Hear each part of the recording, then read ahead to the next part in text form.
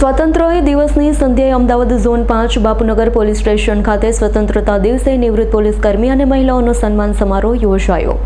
અમદાવાદ શહેરમાં CPGS મલિકના આદેશ મુજબ ઝોન 5ના DCP બળદેવ દેસાઈની આગેવાની હેઠળ SCP I ડિવિઝનના કૃણાલ દેસાઈ તથા SCP RD ઓઝા તરુણ બારોટ તથા બાપુનગર રામોલ રખલિયા અને નિકોલ અમરાઈવાડી ખોખરા ઓઢવ ગોમતીપુર પોલીસ સ્ટેશનના PIની ઉપસ્થિતિમાં 7 ઝોનમાં નિવૃત્ત પોલીસ કર્મી અને મહિલાઓનો સ્નેહમિલન કાર્યક્રમ યોજાયો હતો। અમદાવાદ બાપુનગર પોલીસ સ્ટેશન ખાતે PIની આગેવાની હેઠળ આ કાર્યક્રમ યોજાયો હતો, જેમાં મોટી સંખ્યામાં નિવૃત્ત પોલીસ અધિકારી, કર્મીઓ અને કર્મચારી મહિલાઓ ઉપસ્થિત રહ્યા હતા। તેઓનું શાલ ઓઢાડી અને ગુલદસ્તો ભેટ આપી સન્માન કરવામાં આવ્યું હતું। અમદાવાદના 7 ઝોનમાં કાર્યક્રમનું આયોજન કરવામાં આવ્યું હતું। બાપુનગર ખાતે આશરે 70 જેટલા અધિકારી, કર્મીઓ ઉપસ્થિત રહ્યા હતા। ઉપરાંત C ટીમ દ્વારા પણ તેઓને સ્વાગત અને અવગત કરવામાં આવ્યા હતા। સૌએ રાષ્ટ્રગીત સાથે કાર્યક્રમનું સમાપન કર્યું હતું।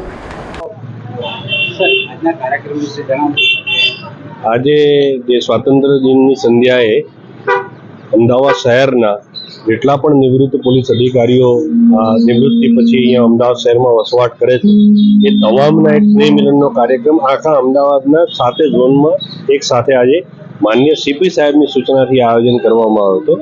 એના અંતર્ગત અત્યારે ઝોન 5ની અંદર જે પણ કોઈ નિવૃત્ત પોલીસ અધિકારી કર્મચારીઓ છે, આજે આપ સૌ અહીંયા જોવો છો કે ઉપસ્થિત રહ્યા લગભગ 70થી વધારે, અને એમાં મહિલા રિટાયર્ડ કર્મચારી પોલીસ અધિકારીઓ પણ ઉપસ્થિત રહ્યા। એ તમામનું સૌનું અહીંયા એક સ્નેહ મિલનમાં સન્માન કરવામાં આવ્યું। સાથે સાથે જે ઝોનની C ટીમ છે કે જે સિનિયર સિટીઝનો અને આ નિવૃત્ત પોલીસ કર્મચારીઓની કેરટેક માટે છે એમને પણ ઉપસ્થિત રાખવામાં આવી હતી। ઝોનના તમામ અધિકારીઓ પણ ઉપસ્થિત હતા, અને સાથે સાથે આ જે નિવૃત્ત પોલીસ અધિકારી કર્મચારીઓ છે એમનું સિટીઝન પોર્ટલની અંદર ડેટાબેઝ રાખી અને એ ડેટાબેઝના આધારે સમયાંતરે જ્યારે પણ એમને કોઈ મદદની જરૂર હોય ત્યારે C ટીમ એમનો સંપર્ક કરી અને એમને જે પણ કોઈ મદદની જરૂર હશે પોલીસ તરફથી એમને કરવામાં આવશે। એના પ્રયાસ રૂપે આ કાર્યક્રમ કરવામાં આવશે। યસ, આ કાર્યક્રમ છે આજે અમદાવાદના 7 ઝોનમાં અત્યારના સમયે એક જ સમયે તમામ ઝોનમાં આખા અમદાવાદમાં રાખવામાં આવશે।